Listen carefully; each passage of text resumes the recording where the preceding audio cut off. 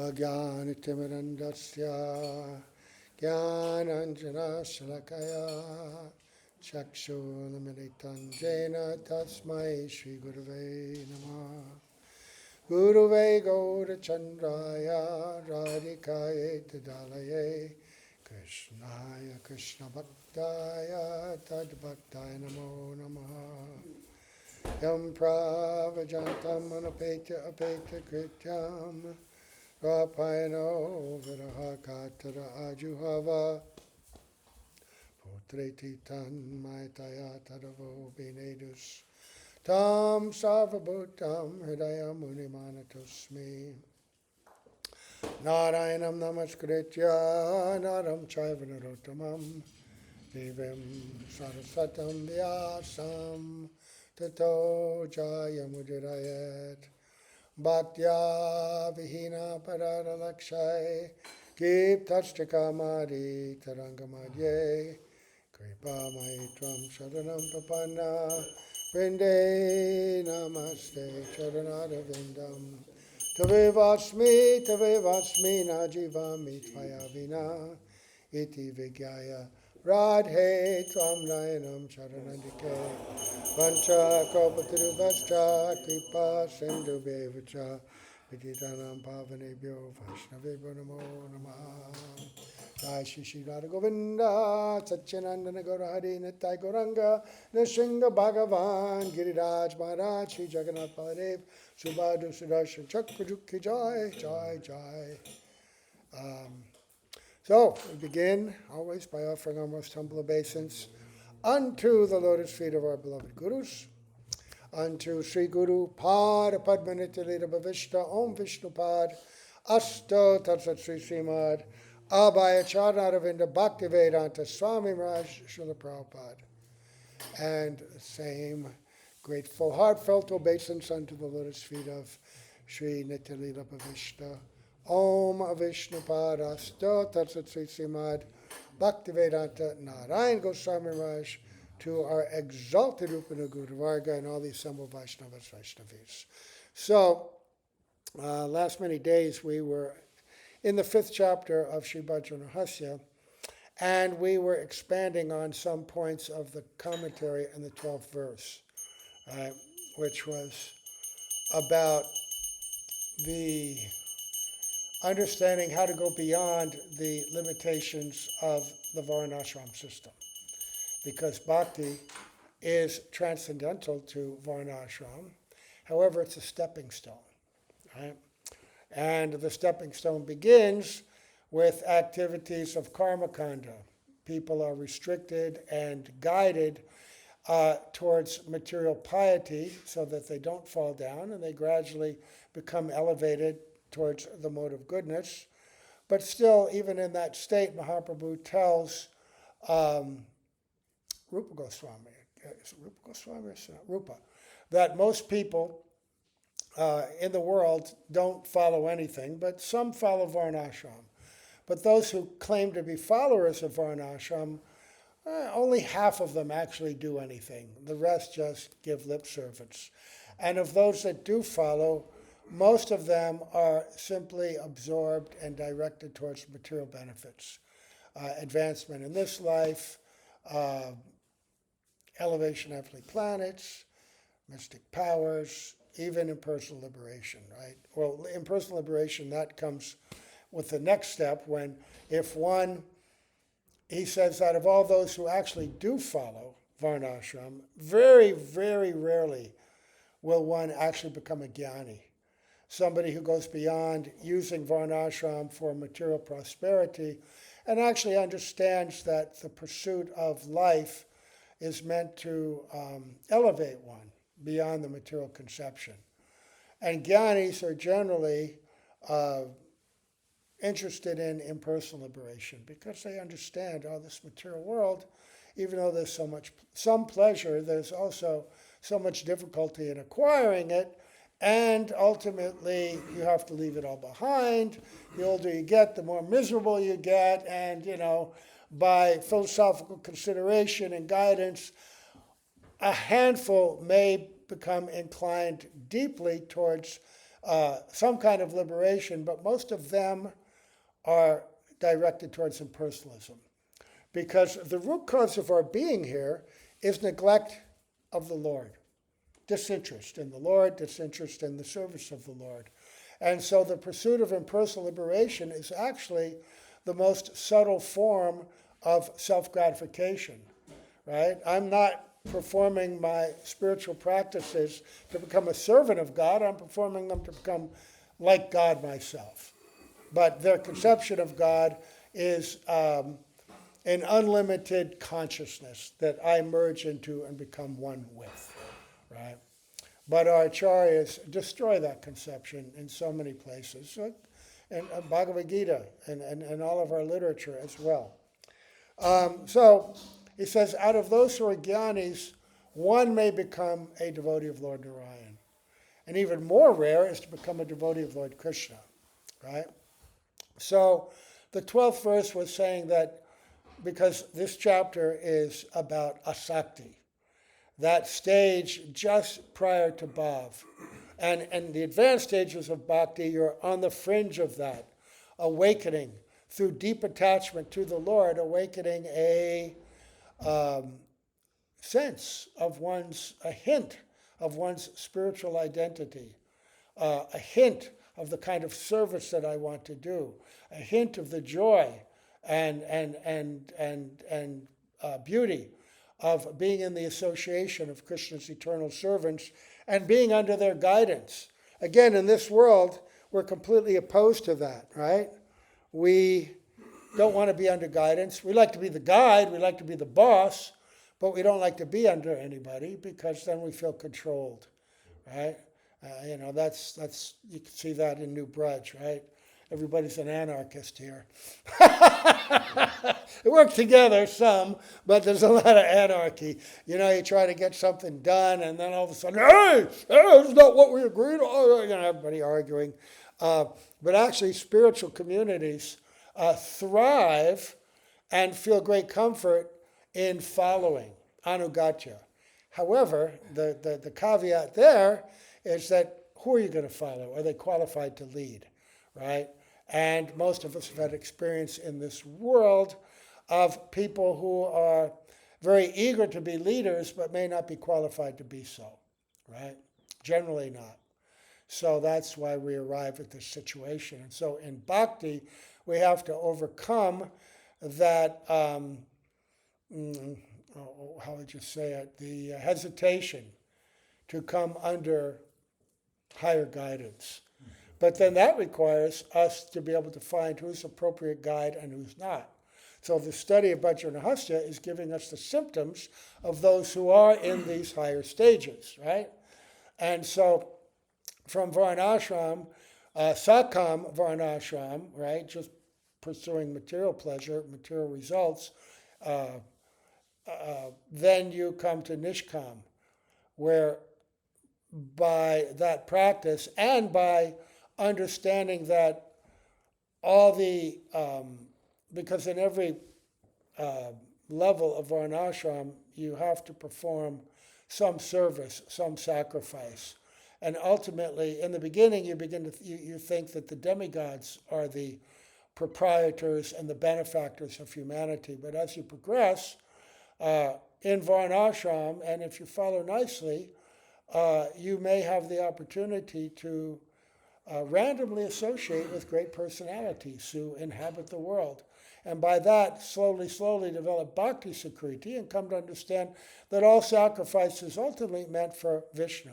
You still have material desires, but you're praying to God directly for them. Right? But then gradually, even more, you begin to understand, I have to become detached from these things. Right? Devotion means to offer everything to the Lord. Right? And then when you actually come into the practice of bhakti, for some time you're still performing the activities of Varnashram, but with much higher understanding and realization. Right? And so you begin bhakti, and in the beginning we're practicing Vaidhi bhakti, which again, rules and regulations that we can't deviate from. Because by practicing and following that prescription, the purification takes place, that brings us into the stage first of ruchi, which we heard about, where great taste develops, shuddhanam awakens, and we become galloping then in our spiritual development and come to the stage of asakti where deep attachment is awakened, right? So we heard in verse 12 about one of the symptoms of that is that one is no longer interested in anything that is offered in varnashram. And then if one is following varnashram at all, it becomes daivi varnashram, right? Daivi, fully understanding the transcendental goal. But ironically, then that is when all the benefits of varnashram are offering themselves to you, praying, please take my gifts, right? Accept the gifts of material prosperity, accept the gifts of liberation. But as Kapila Dev tells his mother, my devotees are not interested in any of that. They're not even interested in the spiritual liberation, 5 kinds, right? Taking a form like the Lord, going to the planet of the Lord, having the opulence like the Lord, right? He also mentions Sayuja, impersonal liberation. I skipped one. Being on the planet of the Lord, Salokya, Sarupya, form like the Lord, Sarshti, the opulences of the Lord, Sayuja, isn't there one more? What did I miss? Oh, Samipya, which is? Oh, nearness, right. Okay, right. Salokya, same planet, Samipya is nearness. Thank you. Sometimes when I get distressed about forgetting things, yesterday I read something by Bhakti Rakshak Sridhar Maharaj. He was recounting his time with Srila Bhakti Siddhanta Saraswati Prabhupada. And he said something which absolutely astonished me, but which sort of gave me encouragement. He said in his later years, he couldn't remember so many shlokas. He who was a Shrutidar, who understood everything, had read every scripture there was and knew them inside out and could quote them all, manifested that inability to remember shloka. Bhakti Bhagan Keshav Maharaj also. Even Gurudev, I remember sitting with Gurudev during Parikram, and he would point to someone and call on them and he'd go, what name, what name? And it would be somebody like Padmanabha Maharaj, who'd been with them for 20 years, traveled with them everywhere. It just happens. So even pure devotees will manifest that, I guess, for our comfort, right? So at Prabhupada, many times he would ask, what is that? You remember all the time he would say, Yeah. what is that verse? Right. So I think it's just a kind of way to get us to come up, and take on that service and be determined, I must know all these verses for Srila Prabhupada.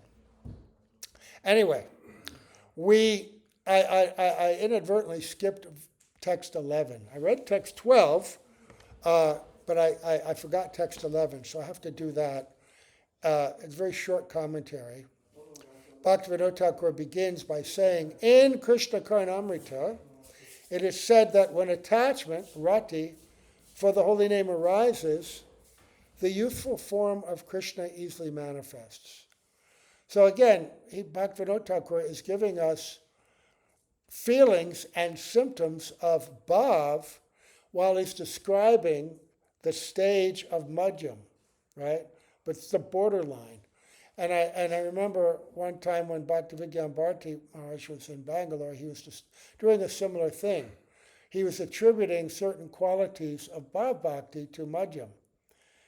And I got a little confused and I asked him about that. And he said, oh no, because these qualities are not fully developed, but they come down, but the qualities above, they may not be fully developed in madhyam, but they come down and touch that stage and give us a sense of what that is, right? A shadow or a partial representation of that to spur us on and give us more confidence and encouragement. And even in the Kanishta stage, we also get that, right? In our chanting, in our hearing classes. But ultimately, the best way to get it is to be in the association of a Mahabhagavad, because Mahabhagavad, they're infused with this quality of prema, and those rays of prema emanating from their heart fill the room, fill the hearts of all the devotees in their presence, and uplift us in an incredible way.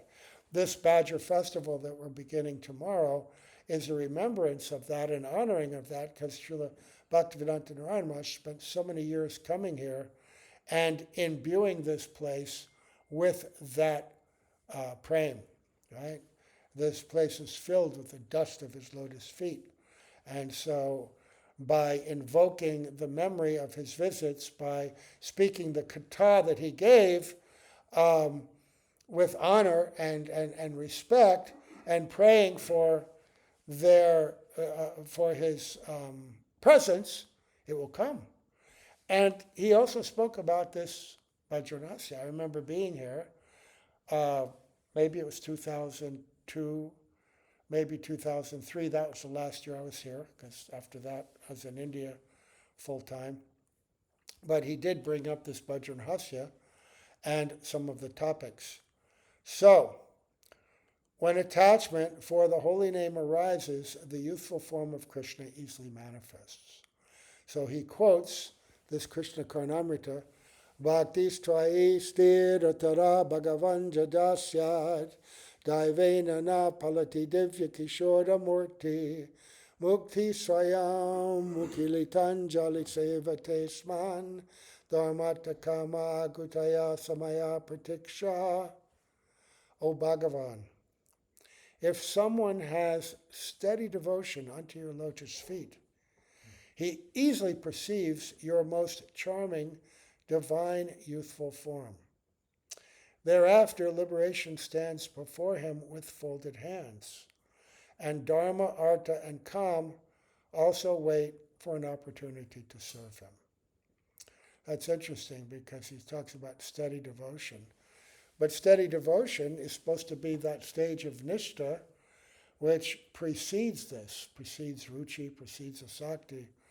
But none of these stages are, like anartha nivriti, that is in kanishta apparently, but it goes on and on. Shraddha, which is the beginning of everything, also goes on and increases. It's the maturation of steady devotion. Right? We can be steady physically, but are we capable of being steady in our mind? Yet, not me. Even while I'm doing something physically or chanting. But that's the gift of bhakti, that this is how we show our commitment to just keep working, keep chanting, despite the interference on the level of the mind, unsteadiness of the mind and the heart.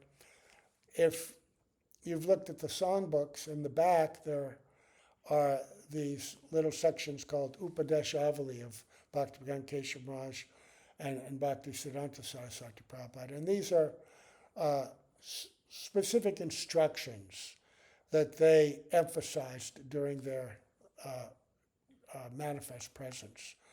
And in the one of Bhakti Siddhanta Saraswati Prabhupada, I don't know, there's 20-something of them. One of them is where he says, one of the symptoms of chanting and practicing is that you experience the mind being very distracted and many different desires and thoughts coming. And he said, this is normal. This is normal. He says, don't be disturbed by this. Just keep chanting, and gradually, it will go away. It'll go away. It's not that you're a low life or unqualified. We are low lives, but we do have a qualification.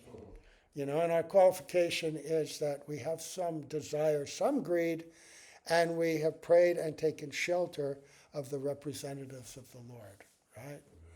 That's our qualification. Srila Prabhupada even said his qualification was that, see, same thing, qualification, but there's different levels of it. His qualification, he said, was that I took the order of my spiritual master completely seriously and dedicated my whole life, every moment, to fulfilling it. Right? Like Sri Rupa Goswami, Sri Chaitanya, Monobishtam, Stapitam Jaina Bhutale, Swayam Rupa Kadamayam Dadati Svapadandikam. When will Srila Rupa Goswami Pad give me shelter at his lotus feet? He's the benefactor of the full mercy of Mahaprabhu because he understood the inner mood, inner desire of Mahaprabhu and manifested that for the benefit of the world.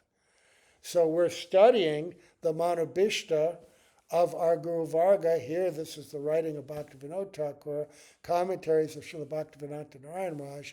They're in harmony with our complete line, teaching us what to do, how to think, what we aspire for, to give us confidence and to help us understand step by step.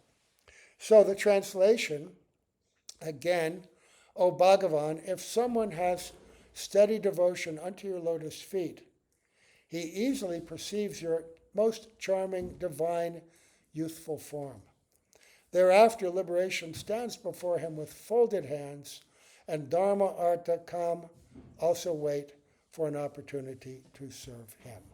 So that seems to be, again, a symptom of rati or bhav, but it's also something that can be tasted in asakti. Right? How does the youthful form stand before us? It stands before us in the deity, always, every day. And anybody who serves their deity, if you have deities, and you serve them with faith regularly, without offense, you'll experience these things to some extent. You'll experience a developing attachment, a sense of relationship, even a sense of what they want and don't want. And even they may show themselves to you in very unusual ways to encourage you. I'll tell you a story. It's not so confidential that I can't tell it. But when, maybe it was the first year, second year, I don't know, maybe 98, 99, when I'd come to Badger, Gurudev had given Pran Kishore and Champakalata from his own hand a little deity of Mahaprabhu, which he still has. You've seen it, they bring it here. Beautiful little deity. Gurudev had been worshipping that deity with him as he traveled, and he gave it to Pran. But Pran had to, he was going to visit after the festival his son, Lalit, who lives in San Jose. I was living in San Francisco at the time. And so he asked me if I could worship it. Now, I was living outside. I hadn't done anything like that for 15 years, right? But had association with Gurudev just off the festival and live, and I said, well, what do I do? And he gave me some basic instructions what to do. And formerly I'd been living in this apartment, just living my own isolated, independent life. Walking a little store every day, doing that, walking back. But now I had Mahaprabhu, right? And so I thought, wow, this is really a blessing. And so I had to have flowers every day. I couldn't go to the flower shop, too expensive. But on the way, it's so many in San Francisco, the gardens and everything, things spilling over the fence. So on the way, I would look at all these places and say, okay, whose flowers am I going to pick on the way back? Right? So on the way to work, I had this idea. Oh, and I had to make something for breakfast. I had to give them something, right? Some little offering. So I do that. And then I'd think about flowers. And then while I'm working, all of a sudden, okay, what am I going to make them for dinner? Whatever I would cook, they would eat. And all of a sudden, my life became absorbed in thinking, oh, how am I going to serve this deity? Became completely turned around, right? And it was really nice. And as the week went on, my refrigerator was piling up with maha. I couldn't eat it all, right? And I was flowers everywhere. But Mahaprabhu was so merciful, and Gurudev was so merciful, and my dear old friend Pran so merciful, that I became really attached. And then I began to see this deity, and I'm just going to tell you the story because it's a real thing, because Gurudev confirmed it.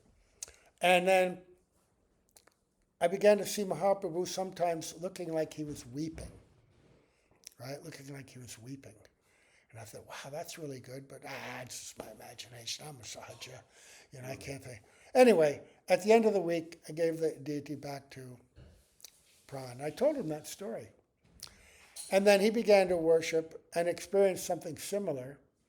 And then he saw Gurudev again after some time, and he conveyed that to him, that experience. And Gurudev said, yes, this is what I wanted. He wanted that. So by the mercy of Guru, our connection with our deity can actually mature, and by the desire of Guru, the deity will show special favor to us. And anybody who worships deity, they feel that. Oh, my deity is so beautiful. They're more beautiful than anybody else's deity, right? Oh, my Krishna is he's most sweet, most, mine. No matter what they look like, they're the most beautiful, right? Because you have a relationship, So he's saying that. So in the commentary, Srila Gurudev says, the pure name manifests in a person's heart when he chants with pure devotees. In that stage, bhakti, that is symptomized by prem, manifests in his heart as visions of pastimes, lila spurtis. This is what we can look forward to. When this prema bhakti becomes steadfast, he's saying prem, but it's bhav. But bhav is a ray of prem. Sometimes the words are used interchangeably. But sometimes prem means the stage that is only available after you take birth in your actual spiritual body, your vastu siddha, when you achieve vastu siddhi, right? So, at this stage of bhakti that is symptomized by prem, manifest in his heart as visions of pastimes. When this prema bhakti becomes steadfast, Sri Krishna's transcendental youthful form automatically appears in the heart. Although Mukti Devi is neglected by the devotee, that means the impersonal liberation, she personally prays with folded hands for the devotee to accept her service. Dharma, Artha, and Kam also wait for the opportunity to pray to the devotees for service. This is exemplified, shown most clearly in the journey of Gopakumar, that brilliant narrative given to us by Sri Sanatana Goswami, which is the true story of Gopakumar. He didn't make it up. Where Gopakumar, because of his deep devotion to his guru and faith in his mantra, even though he didn't receive so much personal, detailed instruction, he was progressing very nicely, step by step. And he goes through all the different planetary systems, becomes even Lord Indra, visits and practices under the guidance of the sages in the planets of the sages, Maharaloka, Tapaloka, Janaloka. Jai Shri Shri Radha Govinda, Satchinandana Gaura Denata Gorangana Sringa Bhagavan, Giriraj Maharaj, Shri Jagannath Baldev, Subhadra, Sri Darshan, Chakra, Srila Prabhupada, Srila Gurudev, Sri Guru Parampara. And then he even goes to the realm of the coverings of the universe, which are the most subtle manifestation of the different elements, and they all have a predominating deity, and they're all filled with devotees of that deity. These are all also lokas, not just, shell coverings, they're lokas. And when he gets to the last, pradhan, that is the most subtle of all material environment, where material pleasures are the greatest. And it's overseen by Mohini Murti, the absolute personification of the most bewildering form of the Lord. And she offers him, worship me, stay with me, I'll give you everything. If you worship me, I can give you everything.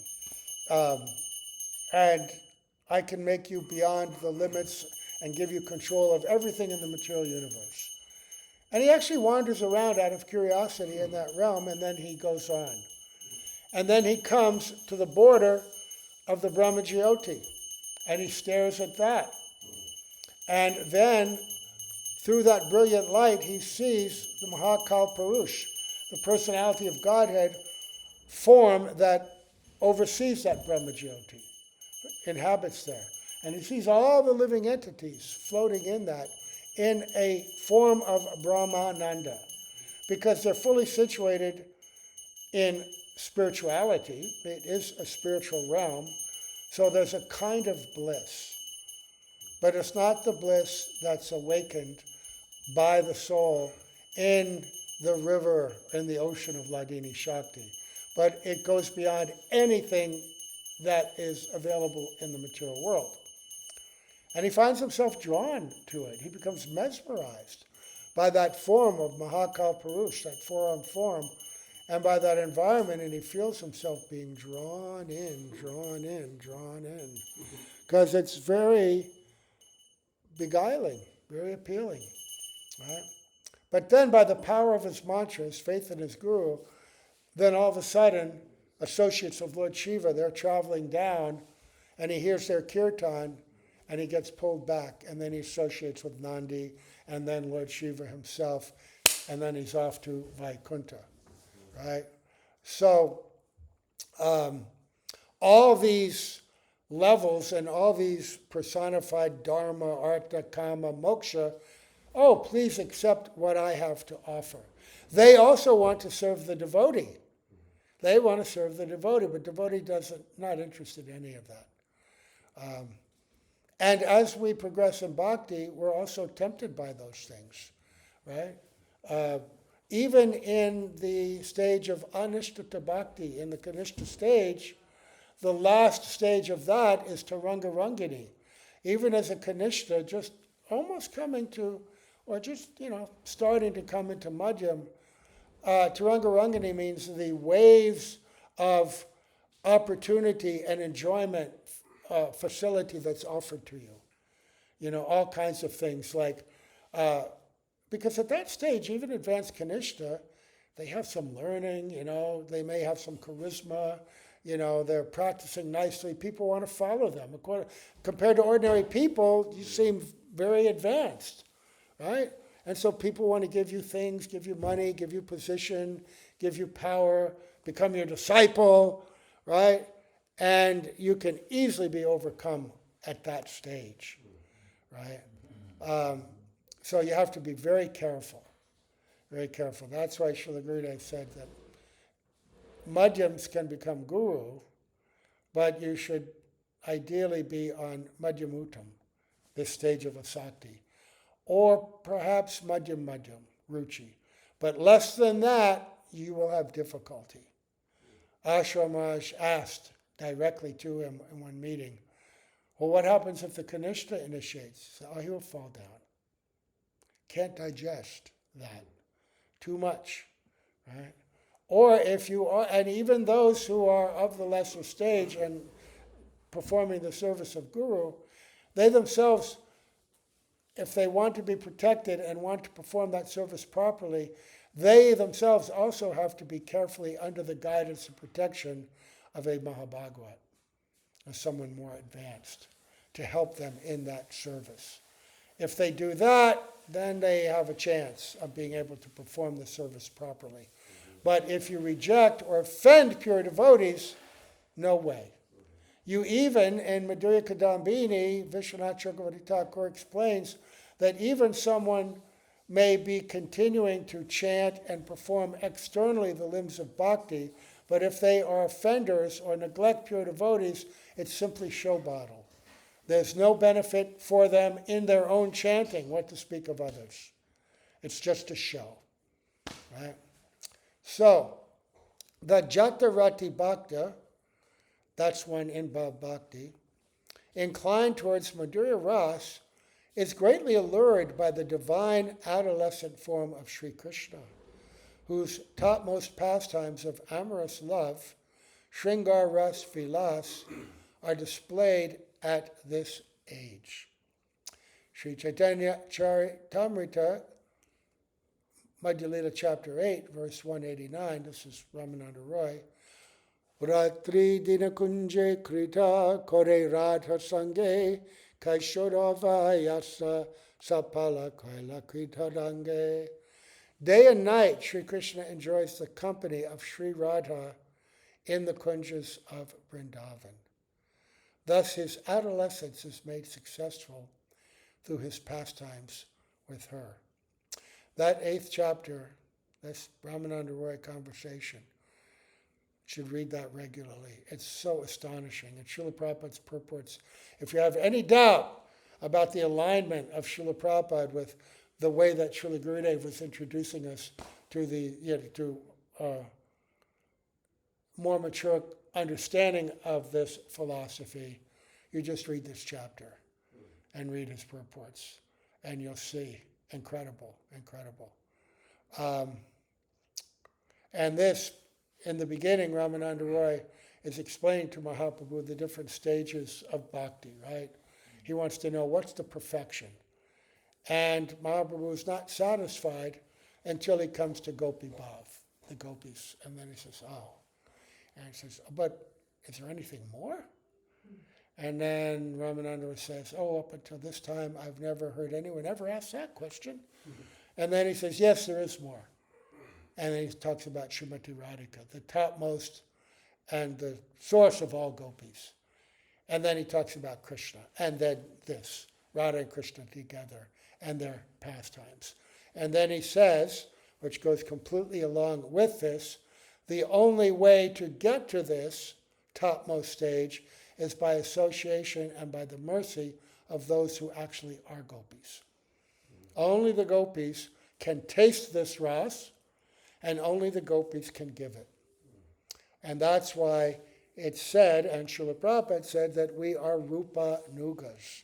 We are the followers of Rupa Goswami and Rupa Manjari. Some people will say, well, Rupa Goswami taught all the rasas. Yes, he did. All of that is explained. But the speciality is that he taught about the rarity and the beauty of Manjari Bhav, service directly to Srimati Radhika, the highest stage attainable, right? And what did Srila Bhaktisiddhanta Saraswati Prabhupada say? Was it you that told me that, Mahi, or was it Tirtha? Was telling me something that they had just read about Bhaktisiddhanta Saraswati Prabhupada and Manjari Bhav. Did you tell me something the other day? About Saraswati Prabhupada and how he explained that this is the topmost position attainable. Was it you? Okay. Was it you, Mahi? Who could it have been? Who could it have been? Maybe it was someone posing as you, some greater personality even, who posed as you just to share it. Any rate, it's topmost, because who can give more pleasure to Krishna than Radhika herself? And therefore, to assist her means to give Krishna the greatest pleasure. And how can you please Krishna more than being the servant of his most beloved? Right? It's an unimaginable opportunity. So, Srila Gurudev concludes his commentary by saying, the art of amorous sport, ratikala, endowed with cleverness and other qualities, is expressed in the sweetest way during adolescence, Kaishora. Right? Bhakti Rasamrita Sindhu states, Sri Krishna embarrasses Sri Radha by revealing to the Sakis his skill and arrogance during the previous night's amorous sports by showing them how he expertly painted wonderful Kaili Makri on her breasts. In this way, Sri Krishna sports in the kunjas, making his youth successful. The Makri is the sea animal that is ridden on by Cupid. Sometimes it's called the crocodile, but it's not a crocodile. I mean, that may be one of the translations. Krishna also has some makra-shaped earrings, but crocodiles are a little fearsome. And so the makra represents loving, sporting pastimes. I don't know what it is. Some people have said dolphin sometimes. I don't know. Anyway, so that is Gurudev's purport on this. This same verse is also quoted in the Chaitanya Charitamrita by Ramananda Roy, and it comes from Rupa Goswami's Bhakti Samrita Sindhu. Right. So I'm just going to read text 12 because we already did it, but actually, that's it. We start our other classes tomorrow. But I'm going to read it anyway because the next verse I'm going to do is 13. So I want to maintain the continuity. Text 12 was, Bhagavan's glories are supremely purifying. Devotees discuss these glories amongst themselves and thus they develop loving friendships. They feel satisfaction and gain release from material existence. They practice sadhana bhakti, constantly remembering and reminding each other of the killer of Aghasura, Sri Hari. In this way, para bhakti or prema bhakti arises in their hearts. And their bodies manifest ecstatic symptoms, such as bodily hairs standing on end. He gives 3 results that come from describing Bhagavan's pastimes with other devotees. Develop loving friendships, feel satisfaction, and gain release from material existence. Does this remind you of another verse? There's a verse that quoted in Chaitanya Charitamrita also, where the symptoms of bhakti are described in this way with just a slight change. That just as when a hungry person eats, they get great taste. It's very tasteful. Oh, it's great. They get strength, and then they feel relief from hunger, right? In the same way, one who practices bhakti, they develop attachment for the Lord, they develop deep satisfaction and joy in the heart, and they become materially detached. So here, that development of love for God is said, developing loving friendships for the devotees, feeling satisfaction, right, relief from the hunger, and gaining strength, satisfaction, and release from material existence, detachment from all material things. So, in other words, developing loving friendships is part of development of bhakti. If you're not developing loving friendships with devotees, you're not really also developing concomitant love of God. Because if you love Krishna, then all of a sudden you begin to appreciate his devotees as well. The more you advance in bhakti, the more you're able to detect that which is favorable for bhakti. And then instead of, when you look at people, detecting their faults, right, you begin to detect that spark of goodness, that spark of bhakti. That was the gift of a pure devotee. That was Gurudev, at least with me, the speciality that I detected in him, which gave me great joy, that whatever little tiny bit of service I could offer, he would recognize and acknowledge and even glorify, right? Which gave me so much encouragement, right? Oh, I have a position. He's accepted me as a servant, right? Not that I could get puffed up by it, but that, I'm on the path. I'm being recognized by. So, same thing with devotees. You may not get along with everybody, but you should at least be able to recognize where it's the devotion. And don't meditate on the bad.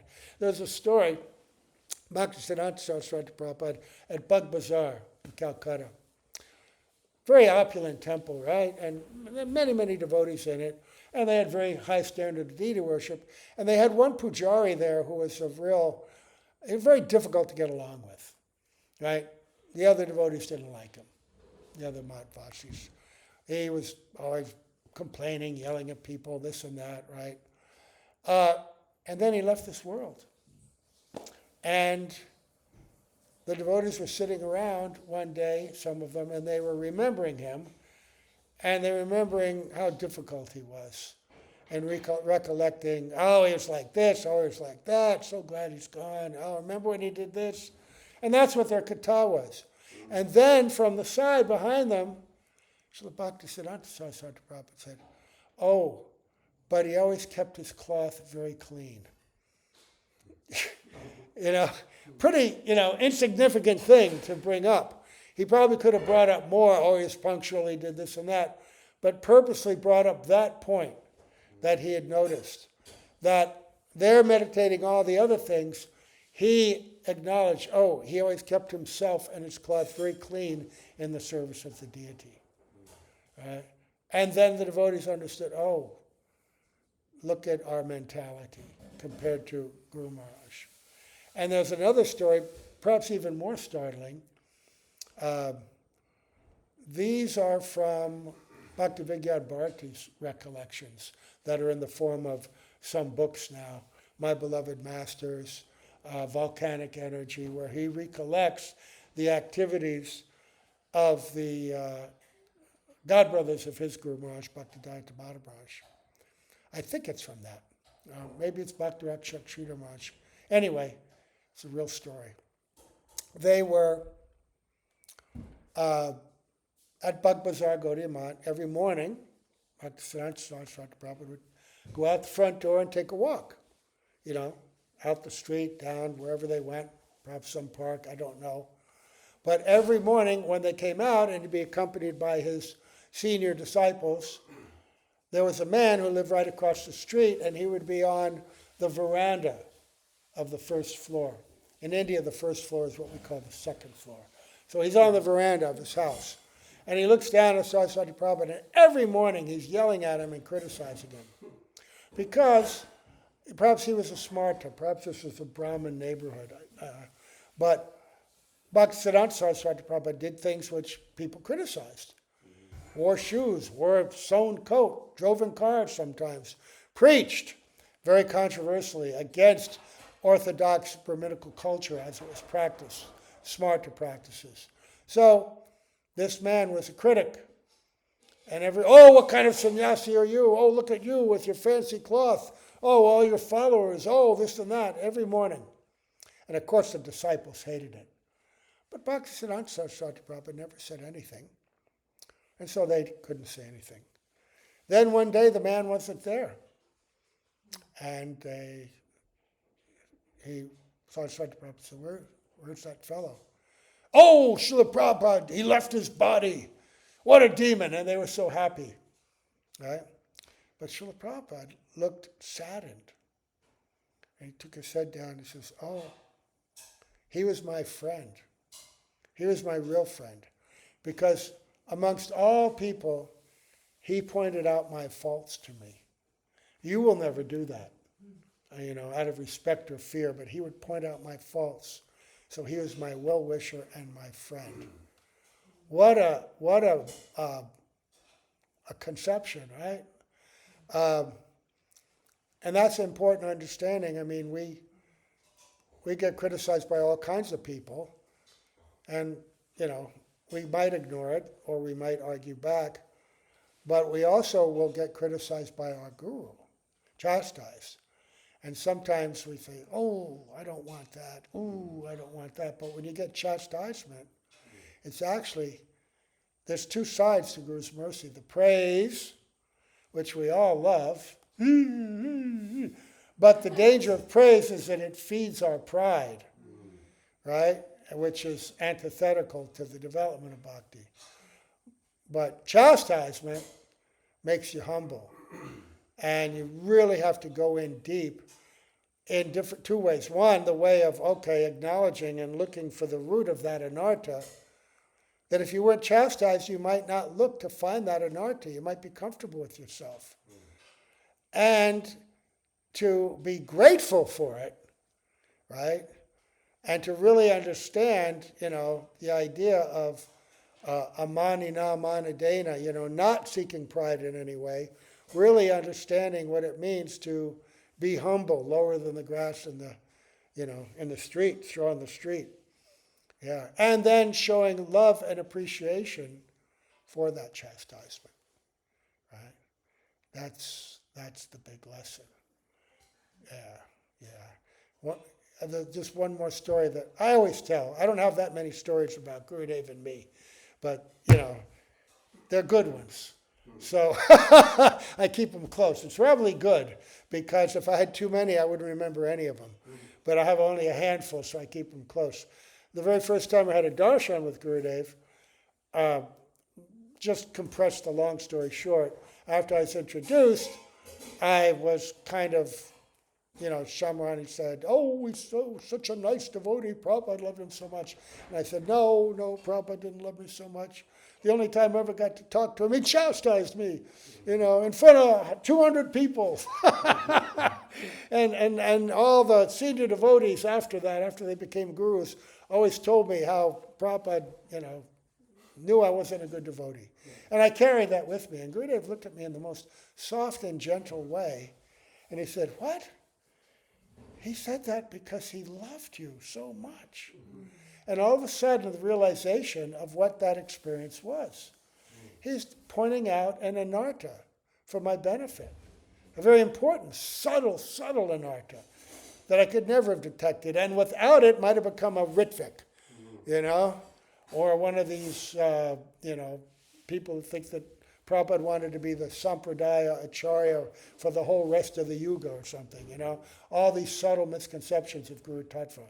He said it because he loved you. And it filled me with realization that chastisement is good. So then that changed and enlightened my relationship with Gurudev. Then I wasn't so much afraid of chastisement, even though he still treated me with kid gloves. But when he did give it, I'd be very happy.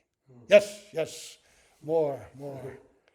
So, I'm sorry, what? I was just going to ask Mark, because Bhaktisiddhanta Saraswati Prabhupada is saying this point for our benefit, where it's like he was my real well-wisher and good friend, but it's like the position of that person is not a good place when they leave their body for chastising Srila Bhaktisiddhanta Prabhupada every day. Not good unless, by the mercy of that pure devotee, they intervene. Right. But yeah, generally, absolutely not.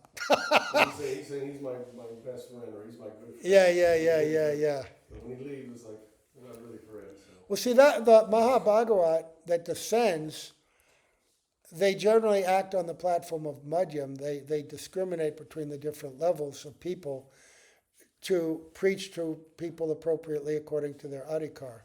But they're also so powerful that unlike the Madhyam, the real regular Madhyam, they can preach to the atheist, they can preach to the envious, and actually change their heart. They can inject faith into unqualified people and thus inspire them to take Harinam, right? And they do, even though they generally, for our benefit, act like Madhyam, they can see with the qualification of the Uttam the spiritual identity of every living entity, their spiritual potential, all of that is there. They're not constrained in any way. So he could feel like that. He could feel like that. Not just putting on a show. Right? He was my well-wisher. But also he served a purpose. Just like the demons that Krishna killed, they all serve a purpose. They represent different anarthas, they represent obstacles, and they promote Krishna's Leela, right? So every demon, everybody's serving the Lord. Some willingly, some unwillingly. Some know it, some don't know it. So, all right, so we'll stop here. Offering obeisance to Srila Prabhupada, Srila Gurudev, Srila Bhaktisiddhanta Saraswati Prabhupada, Srila Bhaktivinoda Thakur, our entire Guru Varga, and all the local assembled Vaishnavas, Vaishnavis, Gaur Premanande, Hari Bol, Hari Bol.